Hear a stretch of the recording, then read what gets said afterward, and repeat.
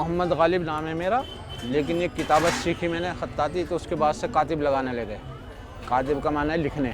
मेरा नाम मोहम्मद तहसीन है और मैं तकरीबन 40 साल से इस फन को कर रहा हूँ। बादशाह मुग़ल या दौर में भी या नवाबीन हजरात अपने यहाँ एक कातिब ज़रूर रखते थे। तो प्रिंटिंग लाइन पहले नहीं थी, जैसे मुसव्विर हाथ से होता था। शाहजहाँ के दौर में इसको उरूज ज़्यादा हुआ है, लेकिन अकबर बादशाह के दौर में भी दरबारी कातिब रहे। लफ्ज़ों में खूबसूरत लिखना है किताबत, कैलीग्राफी जिसे इंग्लिश में कहेंगे आप। इसमें ईरानी ख़त है और आपका नस्तालिक ख़त है, अरबी ख़त है।